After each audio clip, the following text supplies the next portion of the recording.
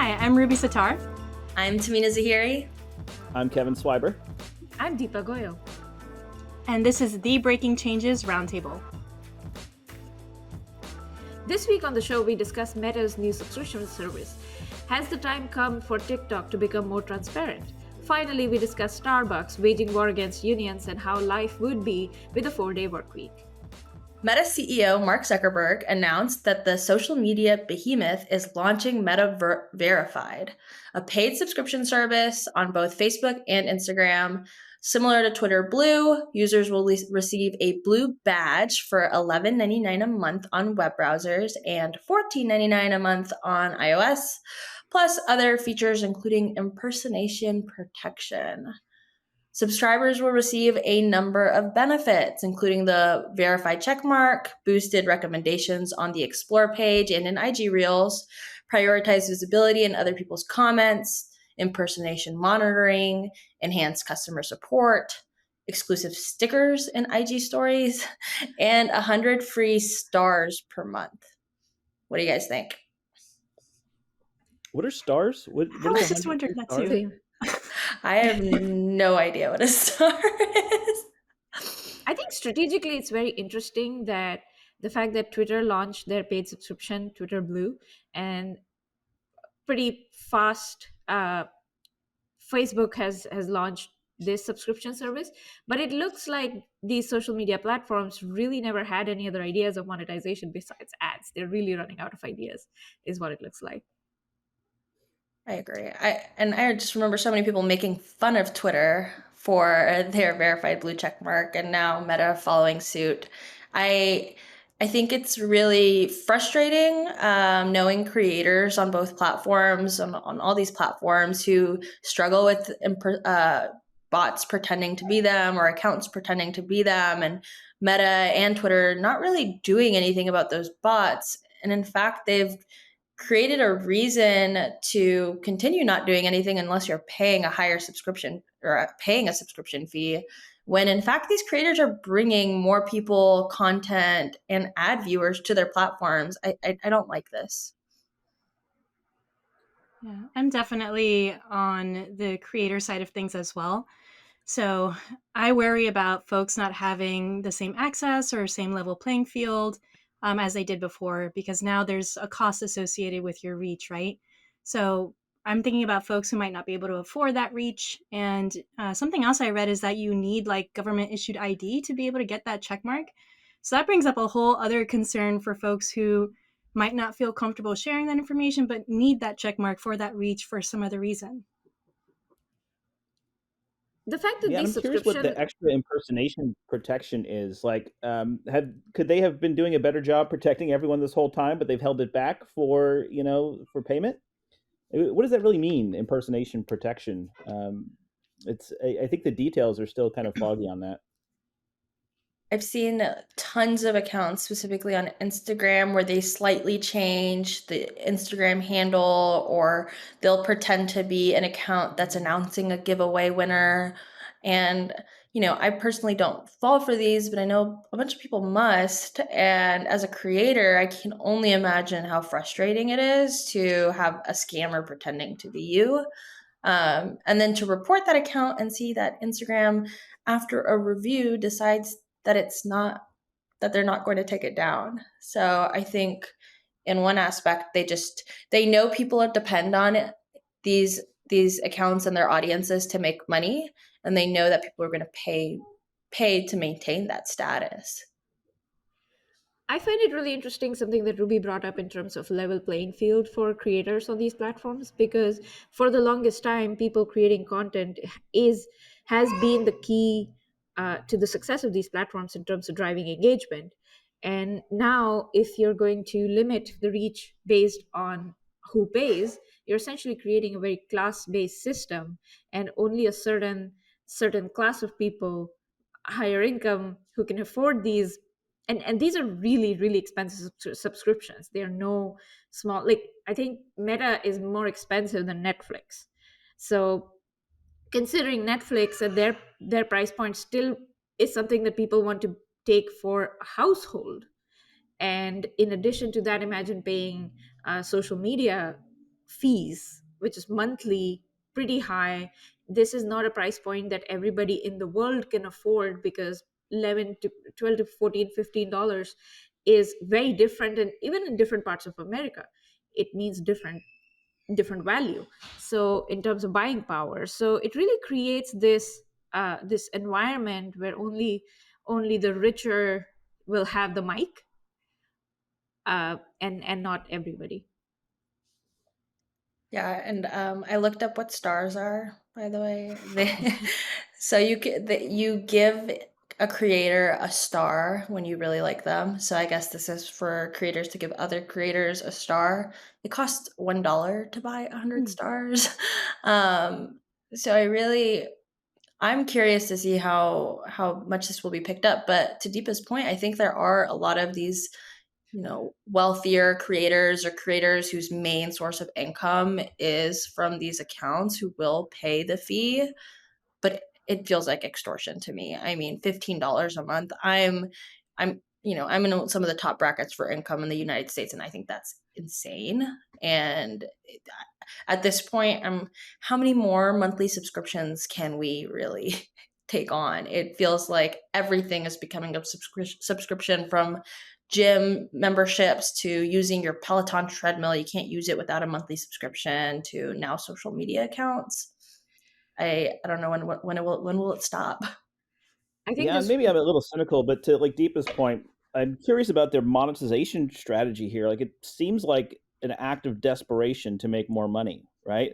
Like when social media first got started, people were used to this kind of open communication on the internet that didn't require any payment, and certainly wasn't being monetized in any way. It was being funded by research institutes. It was being funded by a bunch of different folks, sometimes personal pocketbooks. And then social media came out, and there was this sort of natural gravitation towards it, not realizing that we were like pumping a bunch of data into an ad platform, right? And so I think a lot of people were surprised when they found out, oh, hey, like they're monetizing off all of my data. And now it's almost like a smack in the face to say that, yes, we're making all this money off of you. But actually, we've kind of spent a lot of money on a bunch of weird things like the metaverse. And now we need more money directly from your pocketbook. It feels a little icky to me. I Yeah, think it's definitely very agreed. unimaginative. Sorry. No worries. Go Go ahead, ahead. Deepa. All right. I think it's very unimaginative that there is this concept of like one metric that matters, the OMTM, and everybody decided that it's going to be the monthly recurring revenue, or the annual recurring revenue, and then that causes everything to become a subscription, because then you need to show this monthly recurring revenue to your investors, because I guess that's what all investors want from absolutely every product, irrespective of what the customer experience or priority is. Yep. Kevin, you had mentioned the metaverse, and that just made me think of something I read recently about Facebook and how they're not funding metaverse as much lately because of all of this need to increase their revenue. So I feel like Facebook's been on a downward spiral for a while, and this definitely does feel like a desperate attempt. I guess we'll see how this plays out in the meta world. How does the thought of 3-day weekends becoming the norm sound? We discuss the possibilities next on Breaking Changes Roundtable. Most companies participating in the world's largest ever trial of the 4-day work week are not returning to the 5-day standard. Surprise, surprise. And about 1 in 6 employees in the study said no amount of money would convince them to return to 5 days a week.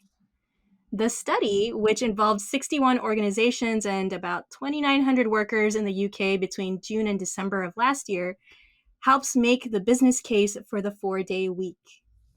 So, one question I have for you folks is, how do you think businesses would benefit from this 4-day work week slash 3-day weekend? I mean, off the bat, employee retention, attracting talent, and a just happier employee population, I think. Yeah, I mean that's what the study proved, right? I mean, if folks are like not willing to return to a 5-day standard for any amount of money, then employee retention has got to be skyrocketing there, right? And not to mention their morale internally has to be, really good, which is probably a whole other study about how productivity goes up as morale does. I think the data collected is really interesting because if you think about it, before the pandemic, remote working had never been at scale. So there was never data to prove will companies continue to be profitable if people were actually remote? Can people actually be productive being completely remote? Or just are people going to be happier? And would people be able to collaborate? Just all these data points were never available at a statistically significant scale. And with the pandemic and the 3 years of companies making record profits and people being happier, uh, it's kind of interesting that we have statistically significant data to prove that that works. Now we have statistically significant data to say 4-day weeks work. And it's just fascinating how a lot of the what we call standard of like where did this 5-day week come from was really can be traced back to Ford being a participant in designing our education system around a manufacturing line and making sure people like clock in and clock out and are trained in that capacity. And I think a lot of those ideals like or that expectation just doesn't apply to the nature of work that we have now. Even an accountant is not necessarily a technical resource, but they are working with a lot of software online on their laptops. And I think just overall, the tool chain has changed, nature of work has changed. And that means that accommodating and reimagining what work looks like, what a work week looks like for the current workforce is really becoming very necessary. Yeah, what's interesting is this is always like historically it's been workers advocating for this, right? Like in the Industrial Revolution, working hours were just wild. They were all over the place, right? Like you'd work constantly, and workers had to advocate for a 5-day work week, as opposed to a 7-day work week. Um, and so, like, do we see that kind of advocacy going on now for even lesser time, right?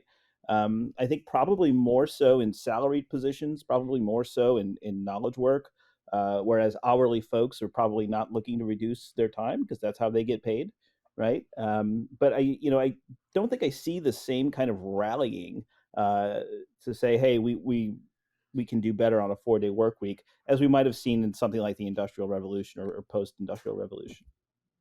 I feel like there's definitely space to get there, however, just with our increasing digital world and everybody being so connected and having being able to hear other folks' experiences in different environments. So, for example, I was actually just talking to my cousin who's in Pakistan, and she was telling me that she works every other day and that her entire business works this way as well. So, her colleagues have similar on off days, and all the work gets done, all of the productivity is there, and the business is able to retain revenue the way that they should. But that idea to me, I was trying to fathom like what that would feel like and look like in my life, and I'm having such a hard time. Deepa talks about like the nature of work, and I feel like I'm so used to and ingrained in my 5-day work week that it's just hard to imagine.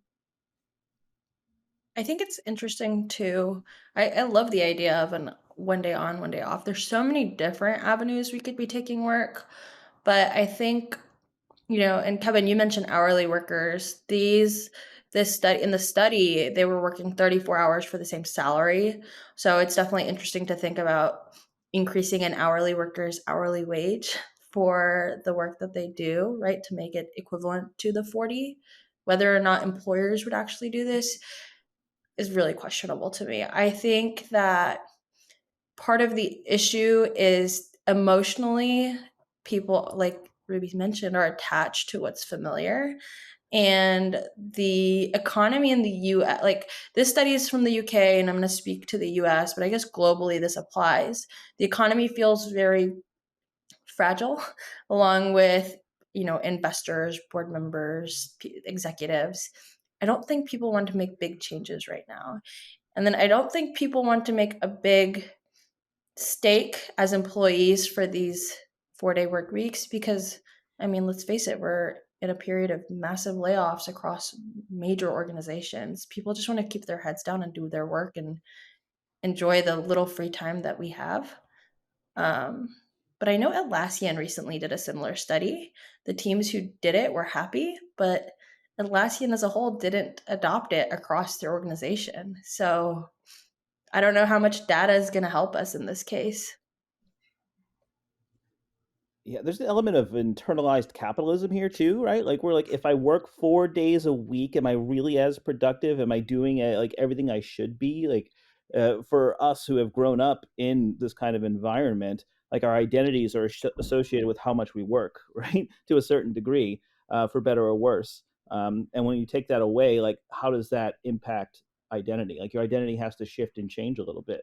But according to the study, it sounds like it's been positive for folks. So. I think the shaping, the framing of this topic has always been in terms of like convenience to the worker. And I think that's, in my opinion, I think that's incorrect. Because if you think about it, when as a worker, if you're saying, I want to go for 4 day week at the same salary as 5 day week, what you're essentially asking for is more pay per hour. So you're reducing your hours and you're essentially trying to fix that. And the other aspect is just logistics. So, for example, as a new mom, there's always some or the other appointments to take care of that only happen during the week. So, all the doctors are only available 9 to 5. So, 9 to 5, 5 days a week, which means that in any case, even in a 5 day work week, all the people have to juggle other things within the day or take time off anyway to accommodate for those things. And if we had a dedicated day, then I think those things would not actually interrupt our actual 4 day weeks, and people would be able to manage their work life and life just much better. Yeah, that's a great point.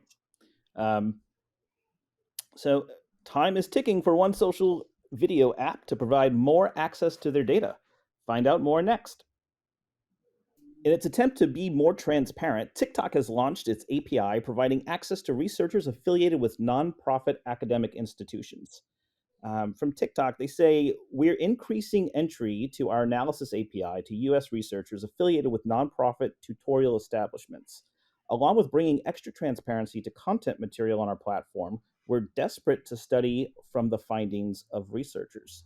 Um, so this is kind of fascinating. Not only are they saying like we want to give this data to researchers, but we want to receive that research back. Like what do you think's really motivating this in TikTok? I mean, there's definitely a push for them to have a better public image with regard to their trustworthiness.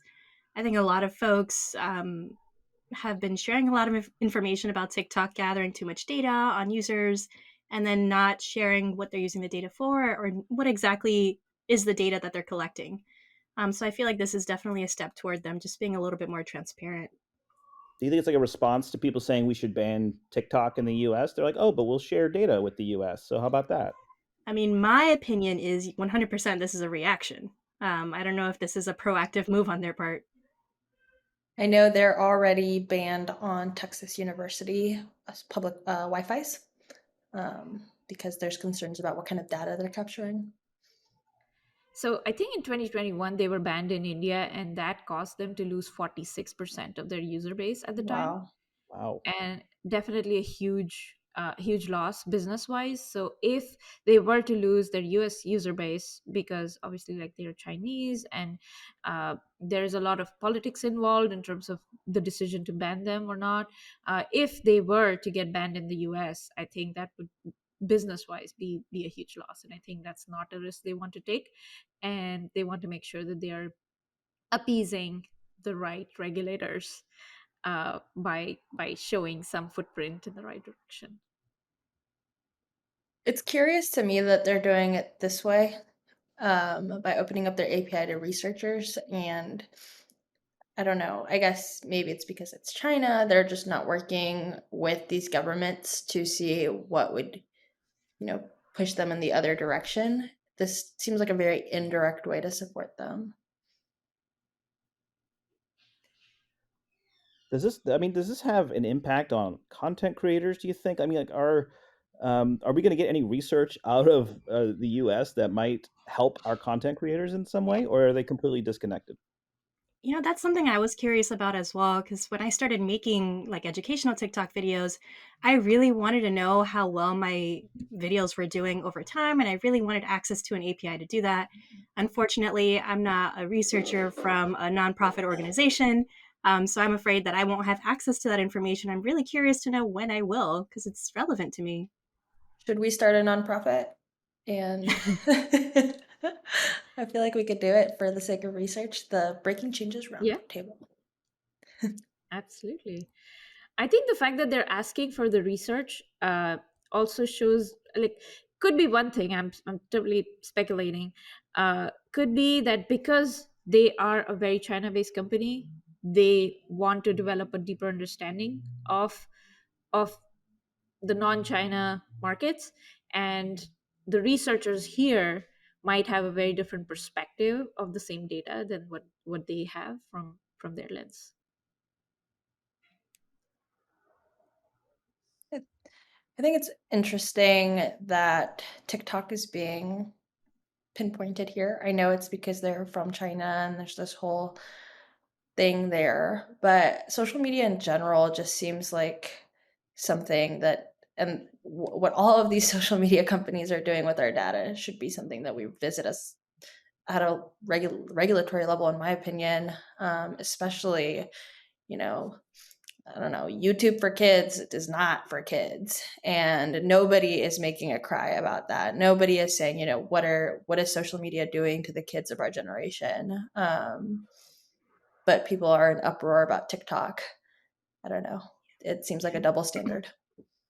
Definitely. I would agree that, cybersecurity and transparency, that's something that we should just generally care about.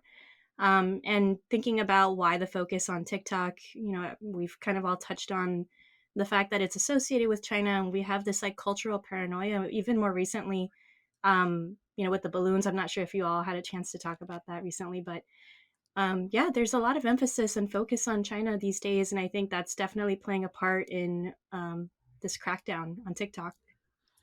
What's so interesting is that like there's a lot of sort of government agencies at play here that we're talking about, but when we talk about social media, the actual content is all about the people, right? And the people here aren't involved at all in the reason why the U.S. might be suspicious of TikTok in any kind of fashion. So it's really strange to have these kind of big social media apps that are really all centered around human beings and the people, and have this clashing at the government level. One thing I really like about Pinterest is that they publish yearly trends, and those are they publish this trend report that's usually very useful for designers of all kinds, in clothing and colors and interiors.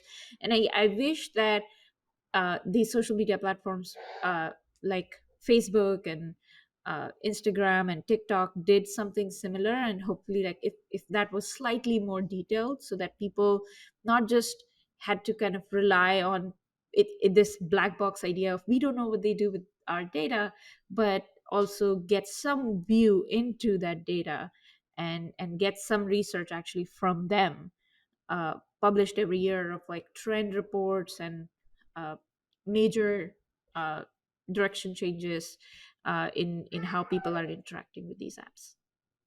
Yeah, I think even just opening up to access to some API is a step in the right direction so we can see what kind of data is accessible. Hopefully, users in general will get a chance to take a look at that soon. But yeah, I do think that just having that open source like data available to folks is important. I'm definitely curious as to what's going to come out from this with TikTok and the researchers and the type of research that's going to emerge around TikTok usage. There's so much data there with so many different users. So I'm excited to see what comes next. Yeah, we should revisit once we start actually seeing the results of this. It'd be good to circle back. Something's brewing between Starbucks and its employees. Find out next on Breaking Changes Roundtable. A company once known for its pristine culture and environment, Starbucks has faced scrutiny for unfair practices.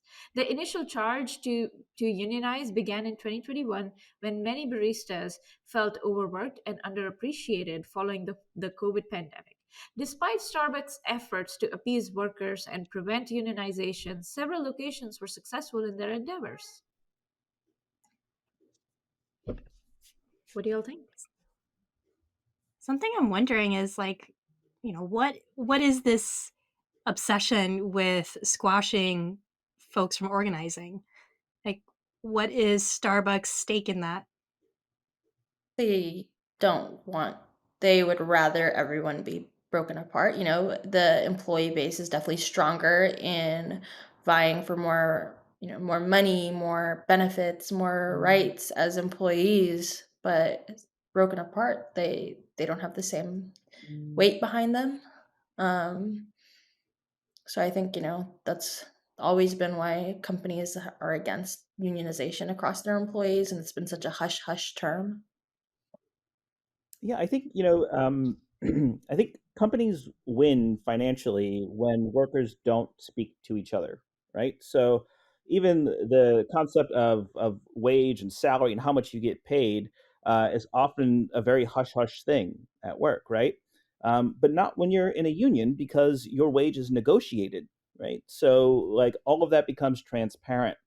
Um, and if companies felt like they financially benefited more from unions, they would support unions, right? Mhm. But I truly believe that there is a lot of fear around the organizing of your workforce and how much power you have in that power dynamic as an employer. I've definitely seen that folks are hesitant, at least organizations are hesitant to support unions because of like the longer term costs.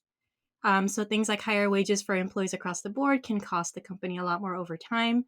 But I did read that, like with UPS and FedEx, that actually was a competitive advantage for UPS. Having higher wages for their employees um, decreased their turnover. So they had a stronger workforce compared to FedEx. So it's not all terrible news for organizations. And it almost like looks bad fighting it, especially when it has so much momentum, right? Like there's the scale of this at Starbucks is 260 locations, 40 states, right? That's huge. That is massively organized by the workforce and not the employer, right? So like fighting it every step of the way is actually kind of a bad look when it gains this much momentum, I think. Yeah, I think that those 260, and it's even more now, that's all been within the last couple of years too. So there's so much momentum behind this. And what we're seeing is Starbucks is letting go of employees who seem to have a stake in a unionization activity. I don't know if you guys saw this. A judge very recently in Michigan prevented Starbucks from firing anyone who's engaging in union organizing. And so, typically, if you want to make a claim and say you were let go for unionizing, that could take months to years to review. And let's be honest, Starbucks employees don't have months to years to wait to have an appeal reviewed. Now it's making it a lot easier for these employees to get reinstatement if they think they were terminated for union organizing. So I'm really happy to hear that there's some protection for them popping up at the judicial level. Um, but Starbucks is going to appeal it. So we'll see where that goes from here. One of the things I feel about unionization and why corporations are so anti unionization is because of replaceability.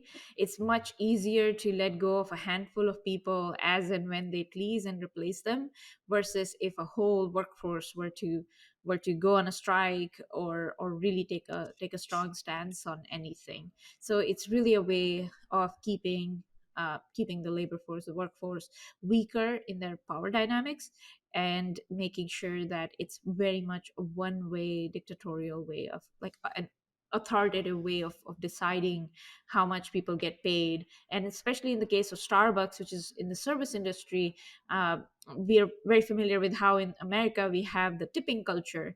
And the whole idea is because the people in the service industry don't get paid enough, and now somehow we have to tip to compensate for those lack of wages, which again is not something that corporations want to fix. So in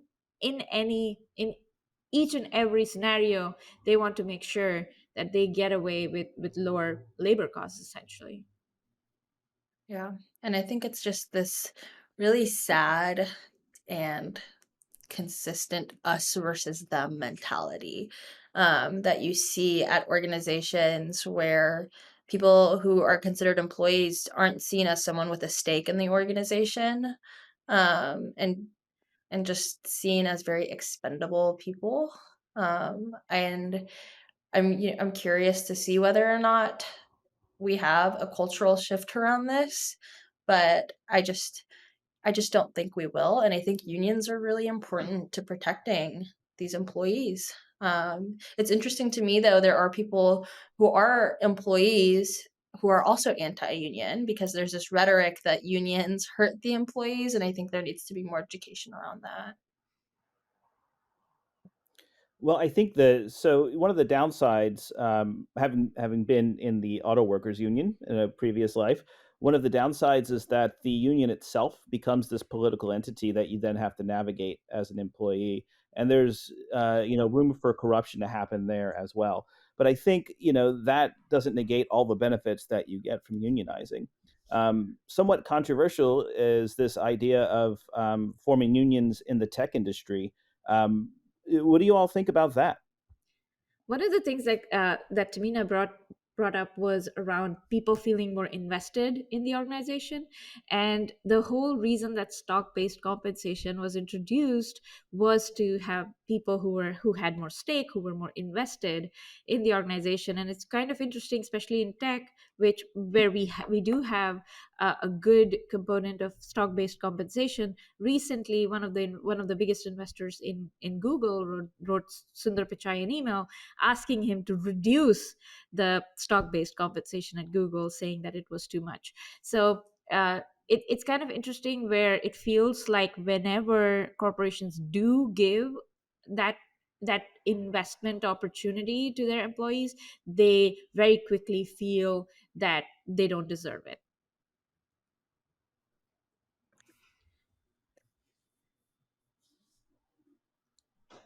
Yeah, I think it's a race to the bottom. Like how quickly and how without how much without notice can we chip away at expenses all over the place? And what is the most expensive thing at most organizations? It's the employee base, and which is really sad because the employees are what keep a company running.